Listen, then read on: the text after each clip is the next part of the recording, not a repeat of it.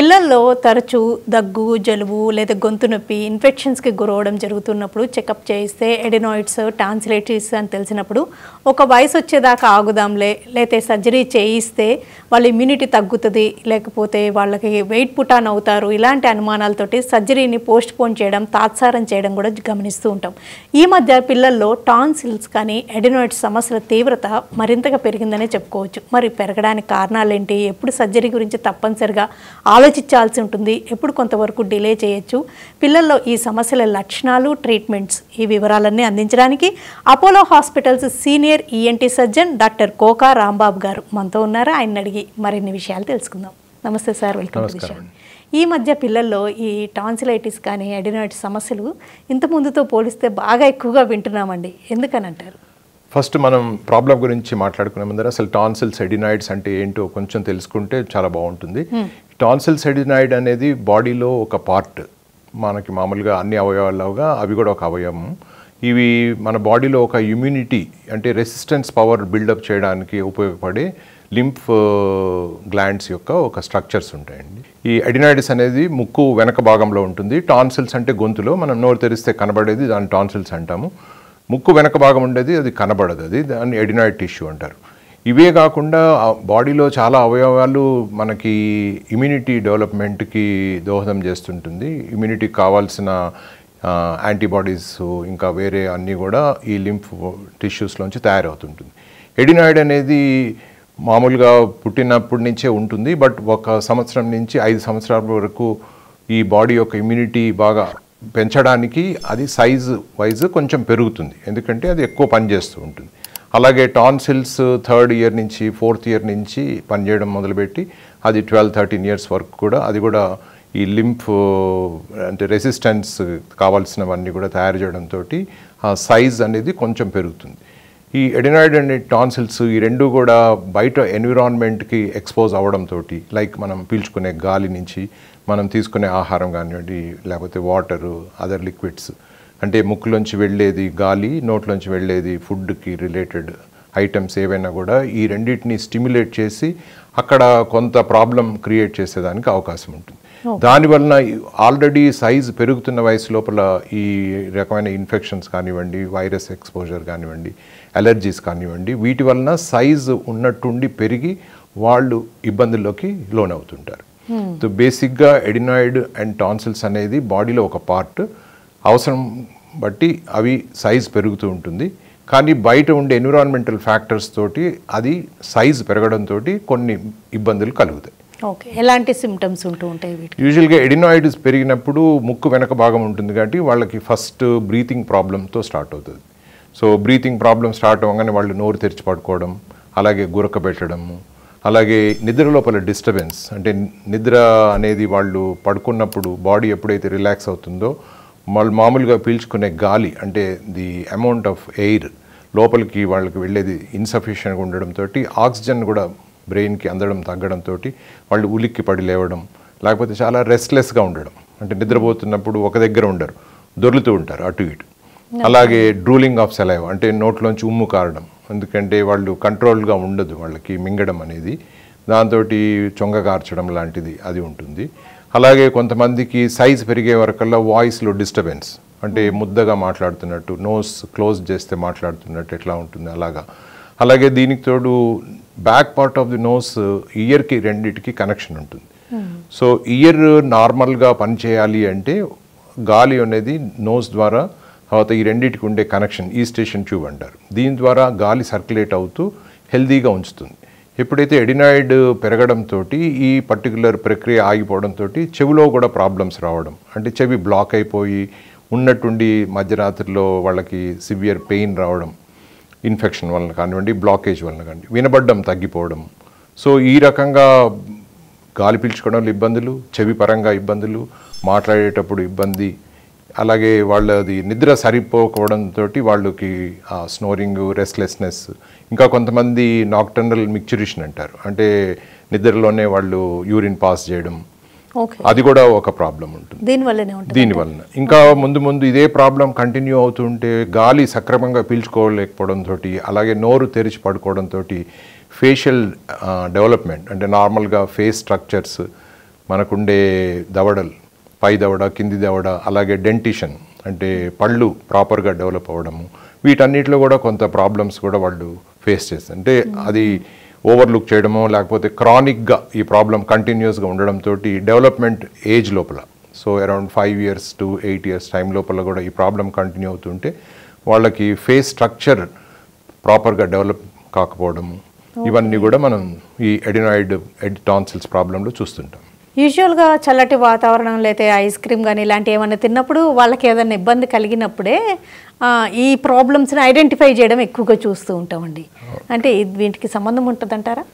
Definitely. ఎప్పుడంటే వాళ్ళకి ఈ ఏజ్ లోపల ఎప్పుడైతే అది మనం ఇందాక అనుకున్నట్టు లింఫాయిడ్ టిష్యూ అంటే ఏదైతే ఇమ్యూనిటీ పెంచడానికి అది కొంచెం ఓవర్ వర్క్ చేస్తుంటుంది, అట్లాంటప్పుడు ఏదైతే కాంటాక్ట్లోకి వస్తుంది, ఇప్పుడు extremes of temperature, too hot two cold కానివ్వండి, ఎనీథింగ్ దానిలో ఎక్కువగా మనకి ఈ ప్రాబ్లం వచ్చేదానికి అవకాశం ఉంటుంది.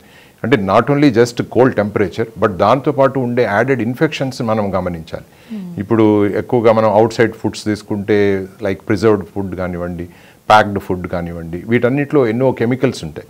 ఈ కెమికల్స్ అన్నీ కూడా బాడీని ఏదో రకంగా స్టిమ్యులేట్ చేయడం, అందుకనే వాళ్ళు బయటకు ఎక్స్పోజ్ అయినప్పుడు ఎన్విరాన్మెంట్ కానివ్వండి, ఇట్లాంటి ఫుడ్ ఐటమ్స్కి ఎక్స్పోజ్ అయినప్పుడు ప్రాబ్లం, అలాగే పొల్యూటెడ్ వాటర్, ఇప్పుడు కూల్ డ్రింక్స్ కానివ్వండి లేకపోతే బయట ఏదైనా తీసుకోవడం కానివ్వండి, కంటామినేటెడ్ వాటర్, వీటి వల్ల వాళ్ళు ఇన్ఫెక్షన్స్ రావడం, దాంతో ఈ ప్రాబ్లం ఎన్హాన్స్ అంటే అగ్రవేట్ అవ్వడం కానీ రిపీట్ కావడం అనేది జరుగుతూ ఉంటుంది. ఈ గొంతు నొప్పి లేకపోతే దగ్గు, జలుబు ఇవన్నీ కూడా ఈ సమస్యలకి కనెక్ట్. ఇంకొక ముఖ్యమైన ప్రాబ్లం కూడా మనం పిల్లల్లో గమనిస్తుంటాం. ఎప్పుడైతే ఈ బ్లాకేజ్ అవుతుందో నార్మల్గా నోస్లో ఉండే ఒక లూబ్రికేషన్ అంటే నార్మల్ సిక్రేషన్స్ అంటాం, అవి ప్రాపర్గా ఎంటీ కావు, డ్రైనేజ్ కావు. సో అవి స్టేసిస్ అంటాం, ఎక్కడిదక్కడ నిలబడిపోవడం, అదొక ఇరిటేషనింగ్ ఫోకస్ లాగా అయ్యి వాళ్ళు రాత్రంతా దగ్గుతూ ఉంటారు, లేకపోతే దగ్గుతో లేస్తూ ఉంటారు. సో దగ్గు అనేది ఒక క్రానిక్ కాఫ్ అనేది ఎడినాయిడ్ వలన జరిగే ఒక కామన్గా అబ్జర్వ్ చేస్తున్న ఒక కంప్లైంట్ ఉంటుంది. అంటే వీళ్ళకి పిల్లల్లో కూడా గురక తీవ్ర స్థాయిలో ఉంటుందంటారా? చాలా మందిలో వాళ్ళు తీవ్రమైన గురక ఉంటుంది, వాళ్ళు అసలు మామూలుగా పెద్దవాళ్ళలాగా కూడా గురక పెట్టే అవకాశం ఉంటుంది. రెస్ట్లెస్నెస్ చాలా ఫీల్ అవుతూ ఉంటారు. అలాగే ఆక్సిజన్ ప్రాపర్గా అందకపోవడంతో వాళ్ళు నిద్రపోయినా కూడా అది ప్రాపర్ స్లీప్ కాకుండా తెల్లవారుజామున లేచినప్పుడు చాలా డల్గాను, దాని తర్వాత కొంచెం డిస్టర్బ్డ్ స్లీప్ అయితే ఎలా ఉంటారో వాళ్ళు ఫోకస్ చేయలేకపోవడం, కొంతమందిలో కొంచెం ఎడ్యుకేషనల్ దీనిలో కూడా వెనకపడడం, కాన్సన్ట్రేషన్ కుదరదు వాళ్ళకి. సో మార్నింగ్ అవర్స్ లోపల వాళ్ళు fresh feel car. So concentration studies ఇవన్నీ కూడా కొంత అబ్జర్వ్ చేయడం, అంటే ఇవన్నీ ప్యారలల్ ఎఫెక్ట్స్ ఉంటాయి వీటన్నిటి కూడా. ఈ సమస్యలు ఉన్న పిల్లల గ్రోత్లో ఏమన్నా ఎఫెక్ట్ ఉంటుందంటారా? గ్రోత్ డైరెక్ట్గా కాకపోయినా కానీ బాడీ రిపీటెడ్గా ఇటువంటి ఇన్ఫెక్షన్స్ కానివ్వండి, ఈ సైజ్ ఓవర్ సైజ్ అవడంతో బ్రీతింగ్ ప్రాబ్లమ్స్ వలన కానివ్వండి, ఏది వాళ్ళు తీసుకున్న ఆహారం వాళ్ళకి ప్రోగ్రెసివ్గా వెయిట్ పుట్ ఆన్ చేయడానికి కొంచెం ఇబ్బంది కలుగుతుంది. సో ఇంకొకటి ఏంటంటే ఈ సిక్నెస్ వలన కొన్ని హై ఫీవర్స్ కూడా వాళ్ళకి, ఇన్ఫెక్షన్ కనుక బ్యాక్టీరియల్ ఇన్ఫెక్షన్ వస్తే హై ఫీవర్స్ రావడం, ఆ ఫీవర్ వలన వాళ్ళ బాడీ వెయిట్ డిస్టర్బ్ అవ్వడము, అలాగే ఇది బ్యాక్ టు బ్యాక్ రిపీట్ అవడంతో వాళ్ళకి వెయిట్ పెరగకపోవడం, సో అది చాలా కామన్గా గమనిస్తుంటాం. సో ఈ పర్టికులర్ ఎడినాయిడ్ టాన్సిల్స్ ప్రాబ్లమ్ని మనం కనుక తగ్గిస్తే రిపీటెడ్ ఇన్ఫెక్షన్స్ తగ్గడంతో వాళ్ళు తీసుకునే ఆహారం వాళ్ళకి వెయిట్ ఇంక్రీజ్ అవ్వడానికి పనికొస్తుంది. ఇంకోటి టాన్సిలైటిస్, ఎడినాయిడ్స్ సమస్యలు రెండు ఉండడం అనేది ఎక్కువగా చూస్తూ ఉంటాయండి. ఇది కొంతవరకు మనం ఏజ్ వైజ్, ఇందాక నేను చెప్పినట్టు ఏజ్ వైజ్ మనం చూసుకుంటే, so younger the age like 3 years, 2 years, 4 years ఆ టైంలో ఎడినాయిడ్ ప్రాబ్లం బాగా ఎక్కువ ఉంటుంది. అలాగే 5 years, 10 years up to 15 years కూడా టాన్సిల్స్ ప్రాబ్లం ఎక్కువగా ఉంటుంది యూజువల్గా. సో ఏజ్ బట్టి కూడా ఆ తీవ్రత కూడా కొంచెం మారుతూ ఉంటుంది. సో ఈ రెండు కూడా రెసిస్టెన్స్ బిల్డప్కి హెల్ప్ చేస్తుంటాయి. కాబట్టి ఈ రెండు కూడా బ్యాక్టీరియా కానివ్వండి, వైరస్ వలన కానివ్వండి, ఇది కొంచెం ఓవర్ రియాక్ట్ అవుతాయి ఈ రెండు కూడా. కాబట్టి కొన్నిసార్లు మనం రెండు సైమల్టేనియస్గా సైజ్ పెరిగి రెండు కూడా ఒకదానికొకటి తోడయి ఇబ్బంది ఎక్కువ చేసే అవకాశం ఉంటుంది. పెద్ద వయసు వాళ్ళలో కూడా ఈ సమస్యలు ఈ మధ్య చూస్తున్నాము, ఎందుకంటారు? ఎడినాయిడ్ అనే టిష్యూ యూజువల్గా ఏంటంటే 5 years నుంచి చిన్నగా అవ్వడం మొదలవుతుంది, అంటే ఫిజియలాజికల్ అంటాం. ఇప్పుడు 1 to 5 years అది పెరుగుతుంది ఫర్ సమ్ పర్పస్. అలాగే ఎటువంటి డిస్టర్బెన్స్ అంటే ఎటువంటి ఇన్ఫెక్షన్స్ రానటువంటి వాళ్ళలో 5 years నుంచి అది తగ్గడం మొదలవుతుంది. Up to 8 years to 10 years అది టోటల్గా చిన్నగా అయిపోతుంది. అలాగే టాన్సిల్స్లో కూడా 5 years నుంచి ప్రాబ్లమ్స్ వచ్చినా కూడా అరౌండ్ 15 years వచ్చే వరకులా తగ్గిపోతుంది. But due to what ever infection అనేది టాన్సిల్స్ అనేది యూజువల్గా వాళ్ళు తీసుకునే ఫుడ్ వలన కానివ్వండి, వాటర్ వలన కానివ్వండి, వీటి వలన అది రిపీటెడ్గా టాన్సిల్స్ కూడా ఇన్ఫెక్షన్ వస్తుంది. ఇంకోటి ఏం చూస్తున్నామంటే ఒకసారి సివియర్ అటాక్స్ వచ్చాక కొంత అమౌంట్ ఆఫ్ ఇన్ఫెక్షన్ ఆ టిష్యూ డీపర్ పార్ట్స్లో ఉండిపోతుంది. అది మనం ఎన్ని యాంటీబయాటిక్స్ ఇచ్చినా కూడా పూర్తిగా క్లియర్ కాదు.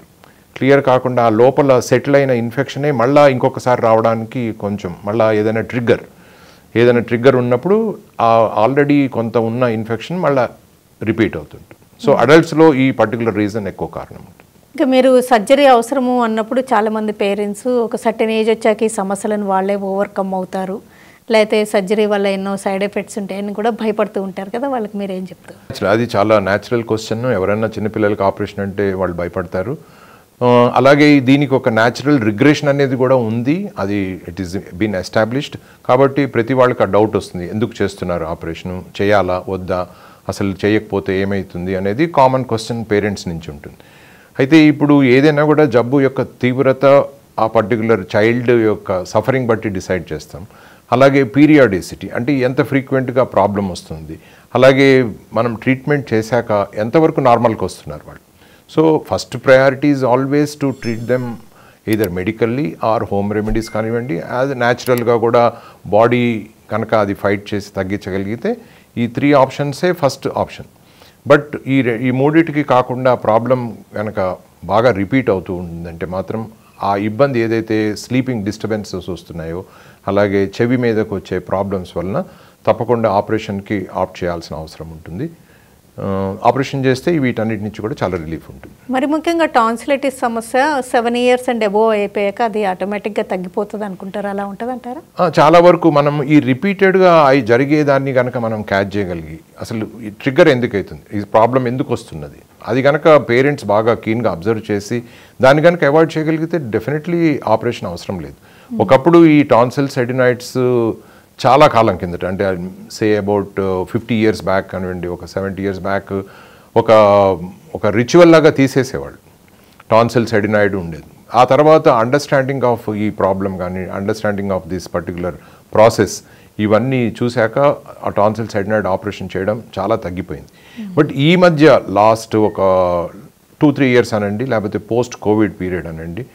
సో కోవిడ్ తర్వాత మనందరికీ తెలిసిందే చాలా ఇమ్యూనిటీ రిలేటెడ్ ప్రాబ్లమ్స్ చాలామందికి చిన్నపిల్లల్లో పెద్దవాళ్ళలో అందరిలో రావడం, అలాగే ఈ మధ్య వచ్చే కొత్త వైరస్ వేరియంట్స్ అండ్ ఈ పర్టికులర్ వేరియంట్ ఆఫ్ వైరసెస్కి ఎడినాయిడ్ని ఎఫెక్ట్ చేసేది చాలా దాన్ని ప్రిడిలెక్షన్ అంటాం, అది చాలా ఎక్కువ చూస్తున్నాం. కాబట్టి లాస్ట్ 2 years లోపల ఈ ఎడినాయిడ్ ప్రాబ్లం అనేది విపరీతంగా పెరిగిపోయింది. అంటే ఈ పర్టికులర్ వైరసెస్ ఆ ఎడినాయిడ్ టిష్యూని చాలా ఇన్ఫెక్ట్ చేస్తున్నాయి. ఇన్ఫెక్ట్ చేసే వరకల్లా సైజు చాలా అంటే 3-fold 4-fold సైజ్ అయిపోయి they are not responding to medicines at all. So ఈ మధ్య ఈ ఆపరేషన్స్ కూడా చాలా ఎక్కువ చేయడం జరుగుతున్నది because of the disturbance for the child.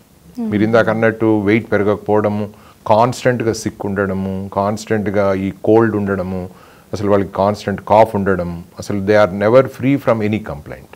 ఎప్పుడైనా ఈ టాన్సిలైటిస్ కానీ ఎడినాయిడ్స్ సమస్యలు ఉన్నప్పుడు వాళ్ళకి చెవిలో కూడా ఇబ్బందులు తలెత్తడం, లేకపోతే చెవిలో కూడా చీమ్ లాంటివి రావడం కానీ, హోర్ లాంటి సమస్యలు, చెవి సరిగ్గా వినపడకపోవడం, లేకపోతే దిబ్బడబడ్డట్టు అట్లా అలాంటివి కూడా ఉంటాయి అంటారా? అది చాలా కరెక్ట్. అది ఎందుకంటే చెవి అనేది టోటల్గా it is dependent on the nose. ఎందుకంటే ఇందాక నేను చెప్పినట్టు both ears are connected in to back side of the nose through one connection, it's called as eustachian tube. So ఇయర్కి హెల్తీగా ఉండడం అనేది ఈ పర్టికులర్ కనెక్షన్ ద్వారా ఉంటుంది, మెయింటైన్ అవుతుంటుంది. అంటే మనం పీల్చుకునే గాలి కొంత ఇయర్లోకి సర్క్యులేట్ అవుతూ ఉండడంతో ఇయర్ అనేది హెల్తీగా మెయింటైన్ అవుతుంది. సో ఇయర్లో ప్రాబ్లం వచ్చిందంటే డెఫినెట్గా అది నోస్కి రిలేటెడ్గా ఉంటుంది. ఏదర్ అలర్జీస్ వలన కానివ్వండి, లేకపోతే చిన్నపిల్లల్లో అయితే ఎడినాయిడ్ సైజ్ పెరగడం వలన, అలాగే ఈస్టిషన్ ట్యూబ్కి పక్కనే ఎడినాయిడ్ లాంటి టిష్యూ ఉంటుంది, దాన్ని ట్యూబల్ టాన్సిల్స్ అంటారు. టాన్సిల్ లాంటివే అక్కడ కూడా ఉంటాయి. సో అది వాటిని బ్లాక్ చేయడం తోటి చెవి అనేది రెగ్యులర్గా దానికి హెల్త్ అనేది డిస్టర్బ్ అవుతుంది. అంటే ఎయిర్ సర్క్యులేట్ డిస్టర్బ్ అయ్యేసరికి అక్కడ బ్లాకేజ్ వస్తుంది ఫస్ట్. ఆ బ్లాకేజ్ ఎక్కువైనప్పుడు దానిలో ఇన్ఫెక్షన్ చేరడము, సివియర్ పెయిన్ రావడము, హై ఫీవర్స్ రావడము, ఇవన్నీ కూడా జరుగుతుంటుంది. సో చెవిలో సమస్యలు అన్నిటికీ కూడా కొంతవరకు ఇది కారణం ఉంటుంది. మరి టాన్సిలైటిస్కి, అడెనాయిడ్స్కి సర్జరీ తర్వాత చాలామంది పిల్లలు వెయిట్ పుటాన్ అవ్వడం చూస్తామండి. ఏంటి, ఏ విధమైన సంబంధం ఉంటుంది? వెయిట్ పుటాన్ అవ్వడం అనేది అది యాక్చువల్గా ఇండైరెక్ట్ ఎఫెక్ట్. నార్మల్గా వాళ్ళు వెయిట్ గెయిన్ చేస్తుంటారు. ప్రాబబ్లీ వాళ్ళు సిక్ కాకపోవడంతో ఎక్కువ తినడము, లేకపోతే ఓవర్ ఫీడింగ్ చేయడము, అంతకుముందు వరకు గొంతు సమస్యతోటి కొంత తినలేకపోవడం, ఆ తర్వాత గొంతు సమస్య తగ్గడంతో నార్మల్గా ఓవర్ ఈటింగ్ చేయడం వలన కొంతవరకు వెయిట్ గెయిన్ చేస్తారు. కానీ there is no direct relation that weight gain అవుతారని. యాక్చువల్గా వెయిట్ పుటాన్ చేయని వాళ్ళకి మనం ఆపరేషన్ చేస్తే వాళ్ళు నార్మల్ హెల్దీ వెయిట్కి వస్తారు వాళ్ళు. కానీ ఓవర్ ఈటింగ్ చేసినందువల్ల న్యాచురల్లీ వెయిట్ పెరుగుతారు. ఈ మధ్య సెప్టమ్ డీవియేషన్ అనేది కూడా ఎక్కువగా వింటున్నాం కదండి, వీటన్నిటికీ ఏమన్నా కనెక్షన్ ఉంటుందా? ఈ సెప్టమ్ డీవియేషన్ అంటే నోస్ అనేది మనకి 2 నాస్ట్రిల్స్ ఉంటాయి. 2 నాస్ట్రిల్స్ మధ్యలో ఒక పార్టిషన్, దాన్ని సెప్టమ్ అంటారు. ఇది ఒక నార్మల్ స్ట్రక్చర్ ఇది. బట్ డ్యూ టు బర్త్ కానివ్వండి, తర్వాత చిన్న చిన్న ఇంజురీస్ వలన కానివ్వండి, అది మధ్యలో ఉండాల్సింది ఒక పక్కకి బెండ్ అవడంతో ఒక పక్క నాస్ట్రిల్ బ్లాకేజ్ అవ్వడం చాలా చూస్తుంటాము. దీనివల్ల కొంత వాళ్ళకి బ్రీతింగ్ ప్రాబ్లమ్ నోస్ బిగినింగ్లోనే స్టార్ట్ అయ్యి, అలాగే వెనక భాగంలో ఎడినాయిడ్ తోటి ఆ ప్రాబ్లం ఇంకా కొంచెం ఎక్కువ అవుతుంది. ఈ సెప్టమ్ అనేది యూజువల్గా గ్రోత్ లోపల కొంత చేంజ్ అవుతూ ఉంటుంది. సో అందుకనే ఇప్పుడు మనం బాయ్స్ అండ్ గర్ల్స్ చూస్తే, బాయ్స్ యూజువల్లీ వాళ్ళ గ్రోత్ ప్యాటర్న్ చూస్తే అప్ టు 18 years వాళ్ళ బాడీ సైజ్ కానివ్వండి, ఫేస్ సైజ్ కానివ్వండి, ఫేషియల్ స్ట్రక్చర్స్ ఇవన్నీ మారుతూ ఉంటాయి. సో 18 years వచ్చిన తర్వాత యూజువల్లీ ఏంటంటే ఆ ఫైనల్ పొజిషన్ అనేది ఒకటి ఉంటుంది. ఆ ఫైనల్ పొజిషన్ చూసుకున్నాక వాళ్ళకి రిక్వైర్మెంట్ ఉంటేనే మనం దాన్ని టచ్ చేయాలి. చాలామందికి వాళ్ళకి ఇబ్బంది ఏం లేకపోయినప్పుడు డీవియేషన్ ఉన్నా కూడా మనం ఏమి టచ్ చేయకూడదు. సైనసైటిస్ ఇన్ఫెక్షన్స్, సైనస్లో ఇన్ఫెక్షన్, అంటే ఇవన్నీ ఒక దగ్గర ఉండే ఇవన్నీ కూడా దగ్గర ఉండే స్ట్రక్చర్స్ ఇవన్నీ. ఇప్పుడు నోస్లో మనం చూస్తే నోస్కి 2 పక్కల మన చీక్స్ కింద, అలాగే ఐస్కి రెండింటి మధ్య లోపల ఎంటీ స్పేసెస్ ఉంటాయి. వీటిని సైనసెస్ అంటారు. అట్లాగే మన ఐబ్రోస్ పైన కొన్ని సైనస్ ఎంటీ స్పేసెస్ ఉంటాయి. ఈ ఎంటీ స్పేసెస్ అన్నీ కూడా they are sir for some function. ఆ ఫంక్షన్లో ఏంటంటే బేసిక్గా మనకి వాయిస్కి వచ్చే రెజనెన్స్ అంటాం, అదిను అలాగే లోపల ఉండే ఒక సిక్రెషన్ వస్తూ ఉంటుంది. ఈ సిక్రెషన్ వల్ల నోస్ కూడా కొంతవరకు అది లూబ్రికేషన్ లాగా అది మేనేజ్ చేస్తూ ఉంటుంది. సో వేరియస్ పర్పసెస్ వలన ఈ సైనసెస్ ఉంటాయి. బట్ ఎప్పుడైతే నోస్ బ్లాక్ అవుతుందో due to various reason, allergy కానివ్వండి, ఇన్ఫెక్షన్స్ కానివ్వండి, ఈ సైనసెస్ అనేవి కూడా ఎఫెక్ట్ అయ్యి అక్కడ ఈ సిక్రెషన్స్ ఎక్కువ రావడం, అలాగే అవి ఇన్ఫెక్ట్ అయినప్పుడు అక్కడ ఇన్ఫెక్షన్ తోటి సైనసైటిస్ రావడం, దాని ఎఫెక్ట్స్ కూడా కొంతవరకు ఎడినాయిడ్ టాన్సిల్స్కి కొంచెం కనెక్టెడ్గా ఉంటుంది. టాన్సిల్స్ కానీ ఎడినాయిడ్స్ సమస్య తీవ్రత ఇంత ముందుతో పోలిస్తే చాలా ఎక్కువైంది అని చెప్తున్నారు కదండి, ఆల్మోస్ట్ డబల్ అయిందని. అవును. అంటే ఏంటి మేజర్ రీజన్స్ ఏంటంటారు? ఇప్పుడు గమనిస్తున్న రీజన్స్ అంటే ఒకటి ఏంటంటే ఈ క్రాస్ ఓవర్ ఇన్ఫెక్షన్స్ చాలా ఎక్కువైపోతున్నాయండి. ఎస్పెషల్లీ పిల్లల లోపల. మేబీ స్కూల్, ఇప్పుడు మనం కోవిడ్ పీరియడ్ లోపల పిల్లలు అసలు స్కూల్స్కి అటెండ్ చేయలేదు.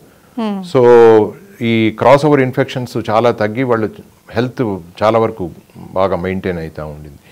ఈ స్కూల్ అనేది ప్రాబబ్లీ పిల్లల్లో ఉండే చిన్న చిన్న ఇన్ఫెక్షన్స్ వాళ్ళకి ఒకళ్ళ నుంచి ఒకళ్ళకి స్ప్రెడ్ అవడంతో ఎవరైతే వాళ్ళకి కొంత ఇమ్యూనిటీ తక్కువగా ఉన్న పిల్లల లోపల, సే ఆల్మోస్ట్ లైక్ ఒక 25% children you can take it that their immunity is less. So వాళ్ళకి వేరే వాళ్ళ దగ్గర నుంచి క్రాస్ ఓవర్ ఇన్ఫెక్షన్స్ చాలా ఫ్రీక్వెంట్గా గమనిస్తాం. సో ఈ మధ్య కొన్ని వేరియంట్ ఆఫ్ వైరసెస్ కూడా ఈ పర్టికులర్ ఇన్ఫెక్షన్స్కి బాగా కారణమవుతూ ఉన్నది. అంటే స్కూల్లో మ్యాక్సిమం వీలైనంత వరకు మాస్క్ అవి పెట్టుకోవడమే బెటర్ అని మీరు సజెస్ట్ చేస్తారు? యా, వీలైనంత వరకు. అలాగే చైల్డ్కి అంటే స్కూల్ అథారిటీస్ కూడా ఎవరైనా చైల్డ్ సిక్గా ఉంటే వాళ్ళని కొంత రోజులు లీవ్లో పంపించడం కానివ్వండి, పేరెంట్స్ కూడా వాళ్ళు వాలంటరీగా స్కూల్కి పంపించకుండా ఉండడము. ఎందుకంటే కొంత లో లెవెల్లో ఇన్ఫెక్షన్ అప్పుడు other children are also at risk. So కొంత ప్రివెంటివ్ మెజర్స్, హోమ్ రెమెడీస్ తోటి తగ్గించుకొని తర్వాత చైల్డ్ బాగా అయ్యాక, లేకపోతే మెడికల్ మేనేజ్మెంట్ చేసి చైల్డ్ బాగా అయ్యాక స్కూల్కి పంపించడం అనేది ఇది. అలాగే హెల్దీ హ్యాబిట్స్ కూడా ఇన్కల్కేట్ చేయడం, లైక్ ఫుడ్ హ్యాబిట్స్ కానివ్వండి, డైటరీ ప్రాక్టీసెస్, వాటర్ కానివ్వండి, ఏదైతే కంటామినేషన్ అయ్యి ఏదైతే సోర్స్ ఆఫ్ ప్రాబ్లం ఉంటుందో వీటిని కొంచెం బాగా శ్రద్ధగా స్కూల్ అథారిటీస్ కానివ్వండి, పేరెంట్స్ కానీ పాటిస్తే ప్రాబబ్లీ ఈ రిపీటెడ్ ఇన్ఫెక్షన్స్ని మనం కంట్రోల్ చేయొచ్చు. ఈ సమస్యలకు సర్జరీ అవసరము అన్నప్పుడు ఎలాగ ఉంటుందండి ఆ ప్లానింగ్, అది ఎలా ఉంటుంది, ఏ విషయాలు గమనిస్తుంటారు? అవసరం ఉన్నప్పుడు ఫస్ట్ ఆఫ్ ఆల్ మనము ఎంతవరకు అది ప్రాబ్లం ఉందనేది చాలా ఈజీగా ఐడెంటిఫై చేయొచ్చు. ఇప్పుడు మన దగ్గర ఎండోస్కోపిక్ కెమెరాస్ కానివ్వండి, ఫ్లెక్సిబుల్ కెమెరాస్, వీటి వలన మనము ఎడినాయిడ్ ఎంత సైజులో ఉంది, ఎంత అబ్స్ట్రక్ట్ చేస్తుంది, ఎంత వాళ్ళు పీల్చుకోగలుగుతున్నారు, ఎంత గాలి బాగా బ్లాక్ అవుతుంది ఫిజికల్గా అండ్ డైనమిక్గా మనం అబ్జర్వ్ చేయొచ్చు. సో ఇంతకుముందు ఎక్స్రేస్ చేసి ఇండైరెక్ట్గా అసెస్మెంట్ అనేది తగ్గిపోయింది.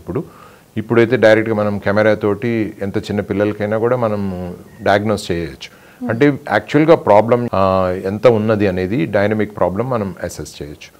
సో దీని ద్వారా మనము ఒకవేళ వాళ్ళకి రిపీటెడ్గా వస్తున్నది, వాళ్ళు ఇంప్రూవ్ కావట్లేదు మెడికల్ మేనేజ్మెంట్ తోటి అంటే డెఫినెట్గా సర్జరీకి ఆప్ట్ చేయొచ్చు. సర్జరీ యూజువల్గా ఇది డే కేర్ ఆపరేషన్ ఇది, కాబట్టి ఏం భయపడక్కర్లేదండి. స్కూల్కి కానీ కాలేజీకి కానీ ఎన్ని డేస్ తర్వాత వెళ్ళగలరు? యూజువల్గా 2-3 అడినాయిడ్ ఓన్లీ అయితే మేబీ మ్యాక్సిమం ఒక 4-5 డేస్ తర్వాత వాళ్ళు స్కూల్కి వెళ్ళొచ్చు. బట్ టాన్సిల్స్ అంటే కొంత గొంతు నొప్పి ఉంటుంది కాబట్టి మేబీ ఇంకొక 1 వీక్ అట్లా మ్యాక్సిమం. ఓకే, ఫిజికల్గా ఏమీ ఇబ్బంది ఉండదు, బట్ మింగడానికి కొంత ఇబ్బందిగా ఉంటుంది. మేబీ ఒకళ్ళిద్దరికి కొంచెం ఫీవర్ రావచ్చు పోస్ట్ ఆపరేటివ్, బట్ అంతకు తప్పించి వేరే మేజర్ ఇష్యూస్ ఏమి ఉండవు. ఓకేనండి డాక్టర్ కోకా రాంబాబు గారు, థ్యాంక్స్ అలాట్ అండి. Thank you very much. Doctor గారు చెప్పినట్టుగా నవ్వేడేస్ టాన్సిల్స్ కానీ అడినైటిస్ సమస్యల తీవ్రత ఇంతకుముందుతో పోలిస్తే ఆల్మోస్ట్ డబల్ అయినాయి. కాబట్టి ఈ సమస్యల లక్షణాల గురించి అవగాహన పెంపొందించుకొని సమస్య తరచూ వేధిస్తే పిల్లల గ్రోత్ మీద కూడా ఎఫెక్ట్ అవ్వడం, వాళ్ళ day to day life effect అవ్వడం, క్లాస్లో కూడా యాక్టివ్గా ఉండలేకపోవడం జరుగుతూ ఉంటాయి. కాబట్టి అవసరమైతే డాక్టర్ సలహా మేరకు సర్జరీ గురించి కూడా ఆలోచించవచ్చని, సర్జరీ కూడా నవ్వేడేస్ లేటెస్ట్గా ఎండోస్కోపీ పద్ధతిలో చేయడం వల్ల డే కేర్ ప్రొసీజర్ లాగా చేయగలుగుకోవడమే కాకుండా వాళ్ళ నెక్స్ట్ డే నుంచి వాళ్ళ నార్మల్ యాక్టివిటీస్ అన్నీ అటెండ్ అవ్వగలుగుతున్నారు. కాబట్టి ఈ సమస్యల గురించి అవగాహన అంటే ఫస్ట్ ఆఫ్ ఆల్ కేర్ తీసుకోవడం, మాస్క్ లాంటివి, హైజీన్ మెయింటైన్ చేయడం చాలా ఇంపార్టెంట్ అంటూ Apollo hospitals senior ENT surgeon doctor Koka Rambabu garu తెలియజేశారు.